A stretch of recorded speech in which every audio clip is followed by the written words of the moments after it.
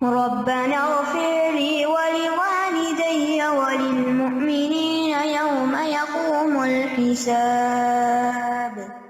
اے ہمارے رب، مجھے اور میرے والدین اور تمام مومنوں کو اس دن معاف کر دینا جب حساب لیا جائے گا۔ یہ سورۃ ابراہیم میں ابراہیم علیہ السلام کی دعا ذکر کی گئی ہے، اور ان کی خوبصورت دعاؤں میں سے ایک دعا ہے جس میں وہ اپنے لیے، اپنے والدین کے لیے اور تمام مومنوں کے لیے قیامت کے دن بخشش کی دعا کر رہے ہیں۔ اس سے پتہ چلتا ہے کہ ابراہیم علیہ السلام کی پرسنالٹی کیا تھی، وہ کس شخصیت کے مالک تھے کہ جس کے اندر نرمی اور شفقت تھی اور دوسروں کے لیے بھلائی کو پسند کرتے تھے، دوسروں کے خیر خواہ تھے۔ اللہ تعالیٰ نے ابراہیم علیہ السلام کی ہر دعا قبول کی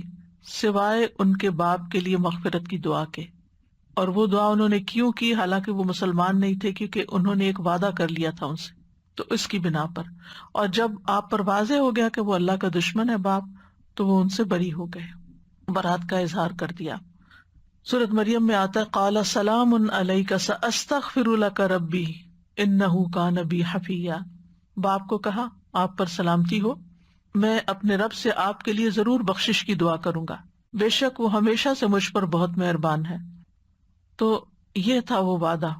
جس کی وجہ سے انہوں نے دعا کی تھی، اور انہوں نے اس کو پھر پورا کیا، جس کا ذکر سورۃ توبہ میں آتا ہے وَمَا كَانَ اسْتِغْفَارُ إِبْرَاهِيمَ لِأَبِيهِ إِلَّا عَن مَّوْعِدَةٍ وَعَدَهَا إِيَّاهُ، اور ابراہیم علیہ السلام کا اپنے باپ کے لیے بخشش مانگنا نہیں تھا مگر اس وعدے کی وجہ سے جو انہوں نے اس سے کیا تھا۔ تو وعدہ اگر آپ کسی کافر سے بھی کرتے ہیں، اللہ کے دشمن سے بھی کرتے ہیں، تو اس وعدے کو پورا کرنا چاہیے۔ تو اس دعا سے بھی پتہ چلتا ہے کہ اللہ تعالیٰ سے بخشش مانگتے رہنا چاہیے، کیونکہ انبیاء نے بھی بخشش کی دعائیں کی اور ہمیں ان کی پیروی کرنی چاہیے۔ ابن کثیر کہتے ہیں ہر دعا مانگنے والے کو چاہیے کہ وہ اپنے لیے، اپنے والدین کے لیے اور اپنی اولاد کے لیے دعا کرے، یعنی اپنی دعاؤں میں والدین کا لازماً حصہ ہونا چاہیے، کیونکہ آپ اپنے والدین کی کمائی ہیں، اور والدین کا احسان بھی بہت بڑا ہے، اور اس لیے بھی کہ پیغمبروں نے بھی اپنے والدین کے لیے دعائیں کی، اور اس کے علاوہ باقی مومنوں کے لیے، کیونکہ اللہ سبحانہ وتعالیٰ جب کوئی بندہ کسی مومن کے لیے دعا کرتا ہے تو اس کی دعا قبول کرتا ہے، یعنی غیبانہ دعا قبول ہوتی ہے، فرشتہ اس پر آمین کہتا ہے، اور پھر دعا مانگنے والے کو بھی وہ چیز واپس ملتی ہے۔ تو کسی کے لیے دعا کرنا کسی پر احسان نہیں ہے، یہ دراصل اپنے ساتھ ہی نیکی ہے، کیونکہ خیر ساری اپنی طرف پلٹ آتی ہے۔ پھر اسی طرح مسلمانوں کے لیے، مومنوں کے لیے دعا کرنا محبت بڑھانے کا ذریعہ ہے۔ آپ جس کو دعا دیتے ہیں وہ خوش ہو جاتا ہے، آپ اس کا دل خوش کر دیتے ہیں، آپ اس کا کسی نہ کسی حد تک کوئی حق ادا کر دیتے ہیں، اور اس سے آپس میں ایک تعلق بنتا ہے۔ تو یہاں اس آیت سے بھی پتہ چل رہا ہے کہ دعا مانگنے میں مستحب ترتیب یہی ہے کہ ربنا اغفر لی ولوالدی وللمؤمنین، ٹھیک ہے۔ اسی طرح نبی صلی اللہ علیہ وسلم کو اللہ سبحانہ وتعالیٰ نے فرمایا واستغفر لذنبک وللمؤمنین والمؤمنات، آپ اپنے قصور کی بھی بخشش مانگی اور مومن مردوں اور مومن عورتوں کے لیے بھی بخشش مانگی۔ تو اس سے یہ پتہ چلتا ہے کہ پیغمبروں نے صرف اپنے لیے نہیں استغفار کیا بلکہ سب کے لیے کیا، تو ہمیں بھی ایسا ہی کرنا چاہیے، اور یہ اکثر ایسا کرنا چاہیے، لیکن کبھی ایسا نہ بھی کیا جائے تو کوئی حرج نہیں۔ یعنی بعض دعائیں آپ دیکھیں کہ اس میں نبی صلی اللہ علیہ وسلم صرف اپنے لیے دعا کر رہے ہیں، تو اس میں انسان کو آکورڈ فیل نہیں کرنا چاہیے کہ میں نے یہ دعا سب کے لیے نہیں کی یا وہ دعا سب کے لیے نہیں کی۔ مثلا بخشش کی آپ نے سب کے لیے کر لی، ایک اور دعا میں بھی آتا ہے ربنا اغفر لنا ولاخواننا الذین سبقونا بالایمان ولا تجعل فی قلوبنا غلا للذین آمنوا ربنا انک رؤوف رحیم۔ تو اس دعا میں بھی آپ اپنے بھائیوں کے لیے دعا کرتے ہیں جو آپ سے سبقت لے گئے ایمان میں، اور ان کے لیے دل میں کوئی گرج نہ ہو۔ لیکن آپ دیکھیں کہ جب ہم کہتے ہیں ربنا آتنا فی الدنیا تو جمع کا صیغہ استعمال کرتے ہیں، آپ سب میں جمع کر لیتے ہیں، لیکن کبھی کبھی کچھ دعائیں سنگولر بھی ہوتی ہیں، ٹھیک ہے، تو اس میں صرف آپ اپنے لیے وہ چیز مانگ رہے ہوتے ہیں، کیونکہ آپ کو اپنے لیے وہ اس وقت شدید ضرورت ہوتی ہے اس دعا کی۔ تو اس میں کسی قسم کا گلٹ نہیں ہونا چاہیے کہ ہم خود غرض ہیں، صرف اپنے لیے مانگ رہے ہیں، دوسروں کے لیے نہیں مانگ رہے، کبھی ایسے بھی مانگ سکتے ہیں، جیسے آپ صلی اللہ علیہ وسلم نے حضرت انس کے لیے الگ سے دعا کی، حضرت ابن عباس کے لیے کی، دیگر صحابہ کو دعائیں دی، آگے میں کچھ کا ذکر بھی کروں گی. تو آپ صلی اللہ علیہ وسلم مختلف مواقع پر لوگوں کو دعائیں دیا کرتے تھے، لیکن وہ اسپیسیفکلی ان کے لیے دعا ہوتی تھی، سب کو اس میں نہیں شامل کرتے تھے، اور کبھی سب کو بھی شامل کیا ہے. تو دونوں طرح سے ہی درست ہے. اور پھر یوم یقوم الحساب کے لفظ سے بھی پتہ چلتا ہے کہ ہمیں آخرت کی امور کی فکر کرنی چاہیے، دنیا سے بھی زیادہ اپنی آخرت کی فکر ہونی چاہیے. اور پھر یہ دعائیں ہمیں بہت کچھ سکھاتی ہیں. ان دعاؤں کا ڈیٹیل میں مطالعہ بھی کرنا چاہیے. الحمدللہ اللہ کی توفیق سے ہم مسلسل ایسا کر رہے ہیں کہ ان دعاؤں کو ڈیٹیل سے پڑھ رہے ہیں، تو ان کے معنی بھی سمجھنے چاہیے، ان کی ترتیب بھی سمجھنی چاہیے، ان کی حکمت بھی سمجھنی چاہیے، اور ان کی پیروی بھی کرنی چاہیے کہ کس طرح انتہائی مختصر الفاظ کے ساتھ بہترین خوبصورت عبارت کے ساتھ دعائیں مانگی گئی ہیں. یعنی آپ نے اگر دنیا میں کسی سے کچھ مانگنا ہو، انسان ہے نا، ضرورت پڑ جاتی ہے، تو آپ کو کس طرح مانگنا چاہیے، کس طرح سوال کرنا چاہیے، کتنی بات کرنی چاہیے، اور الفاظ کا کیسا چناؤ ہونا چاہیے. مثلاً آپ لوگوں کو دین کی طرف بلاتے ہیں تو اس وقت بھی ادعو الی سبیل ربک بالحکمت والموعظۃ الحسنۃ، اپنے رب کی طرف بلاؤ حکمت کے ساتھ اور اچھی نصیحت کے ساتھ، یعنی خوبصورت الفاظ میں، خوبصورت انداز میں. یہ نہیں کہ ڈنڈا لے کے آپ دوسروں کے سر پہ سوار ہو جائیں کہ آپ کریں یہ کام جو ہم آپ کو کہہ رہے ہیں.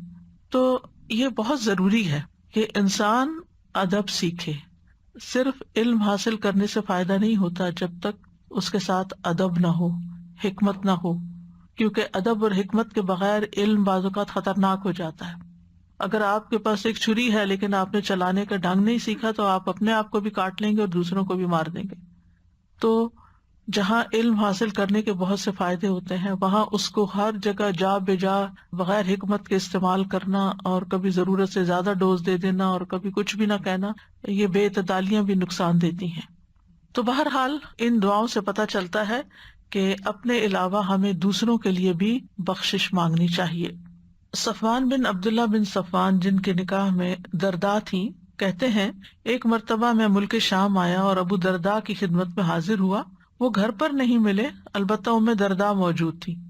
انہوں نے مجھ سے پوچھا کیا تمہارا اس سال حج کا ارادہ ہے؟ میں نے کہا جی ہاں. تو انہوں نے کہا ہمارے لیے بھی خیر کی دعا کرنا، کیونکہ نبی صلی اللہ علیہ وسلم فرمایا کرتے تھے کہ مسلمان اپنے بھائی کی غیر موجودگی میں اس کے پیٹھ پیچھے جو دعا کرتا ہے وہ قبول ہوتی ہے، اور اس کے سر کے پاس ایک فرشتہ اس مقصد کے لیے مقرر ہو جاتا ہے کہ جب بھی وہ اپنے بھائی کے لیے خیر کی دعا مانگے تو وہ اس پر آمین کہتا ہے، اور یہ کہتا ہے تمہیں بھی یہ نصیب ہو.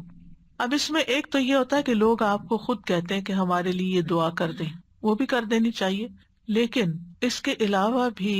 آپ بغیر کسی کے کہے اپنے دل سے دوسروں کو دعا دیں. مثلاً آپ کے پاس قبولیت کے اوقات ہیں، آپ حج پر گئے ہیں، عمرے پر گئے ہیں، کوئی اور دعا مانگنے کا موقع ہے، تو ایسے موقع پر آپ ان کو خود سے بھی دعا دیں، وہ کہیں یا نہ کہیں. اب دیکھیں کہ بر نیکی کیا ہوتی ہے. نیکی وہ نہیں ہوتی جو کوئی آپ سے کوئی سوال کرتا ہے تو پھر آپ کرتے ہیں، وہ بھی ایک نیکی ہے. لیکن احسان کیا ہوتا ہے کہ کسی نے آپ سے مانگا نہیں ہے، آپ خود اس کی ضرورت محسوس کر کے اس کو دعا دیتے ہیں یا کوئی چیز دیتے ہیں کہ لگتا ہے یہ بھوکا ہے، یہ پیاسا ہے، یہ بیمار ہے، اس کو دوا چاہیے، اس کو مشورہ چاہیے، یہ غمگین ہے، اس کو تسلی چاہیے، اس کو صبر کی تلقین چاہیے. یعنی یہ ہمیں خود سے دوسروں کی چیزیں محسوس ہونی چاہیے، اور دوسروں کے کہے بغیر جتنا وہ لینا چاہیں اس حد تک آپ آگے بڑھ سکتے ہیں. پھر اسی طرح ایک اور روایت میں ابو بکر صدیق رضی اللہ عنہ کا قول ہے، اللہ کی خاطر بنے ہوئے بھائی کی دعا قبول ہوتی ہے. یعنی جن لوگوں سے ہم اللہ کی خاطر محبت کرتے ہیں ان کی دعائیں، کیونکہ وہ خالص ہو کے آپ کے لیے دعا کریں گے، دل سے آپ کے لیے دعا کریں گے. ایک آدمی نبی صلی اللہ علیہ وسلم کی خدمت میں آیا اور دعا کرنے لگا کہ اے اللہ مجھے اور محمد صلی اللہ علیہ وسلم کو بخش دے اور اپنی رحمت میں ہمارے ساتھ کسی کو شریک نہ کرنا. نبی صلی اللہ علیہ وسلم نے پوچھا یہ دعا کون کر رہا ہے؟ اس آدمی نے عرض کیا میں ہوں. نبی صلی اللہ علیہ وسلم نے فرمایا تم نے اس دعا کو بہت سے لوگوں سے اوٹ میں دے دیا ہے، یعنی محدود کر دیا ہے. اب دیکھیں نبی صلی اللہ علیہ وسلم کی کریکشن کا طریقہ بھی کتنا اچھا ہے نا. یعنی تم نے اس طرح کیا تو دیکھو بہت سے لوگ محروم ہو گئے. نبی صلی اللہ علیہ وسلم کو بھی اپنے لیے اہل ایمان کے لیے بخشش کی دعا کا حکم دیا گیا تھا، وَاسْتَغْفِرْ لِذَنبِكَ وَلِلْمُؤْمِنِينَ وَالْمُؤْمِنَاتِ۔ اسی طرح جو حاملین عرش فرشتے ہیں وہ بھی اہل ایمان کے لیے بخشش کی دعائیں کرتے ہیں۔ الذین یحملون العرش ومن حولہ، وہ فرشتے جو عرش اٹھائے ہوئے ہیں اور جو عرش کے ارد گرد ہیں، یسبحون بحمد ربہم، وہ اپنے رب کی حمد کے ساتھ اس کی تسبیح کرتے ہیں، ویؤمنون بہ، اور اس پر ایمان رکھتے ہیں، ویستغفرون للذین آمنوا، اور وہ ایمان والوں کے لیے بخشش کی دعا کرتے ہیں، اور کیا واسطہ دیتے ہیں اللہ کی رحمت کا، ربنا وسعت کل شیء رحمتا وعلما، اے اللہ، اے ہمارے رب، تو نے ہر چیز کو رحمت اور علم سے گھیر رکھا ہے، فاغفر للذین تابوا واتبعوا سبیلک وقہم عذاب الجحیم، تو ان کو تو بخش دے جنہوں نے توبہ کی، تیرے رستے پہ چلے اور انہیں بھڑکتی ہوئی آگ کے عذاب سے بچا لے۔ تو یہاں پر بھی آپ دیکھیں کہ جہنم کی آگ سے بچنے کی دعا ہے، کیونکہ انبیاء ہوں یا فرشتے، ان کا جو ہم و غم ہے وہ آخرت کی کامیابی ہے، اور اسی طرح جو نیک صالح مومن ہوتے ہیں ان کے نزدیک بھی دنیا کے غموں سے بڑا غم آخرت کا غم ہوتا ہے کہ وہاں کیا ہوگا، یہ یہاں کی زندگی تو گزر جائے گی، وہاں کیا بنے گا۔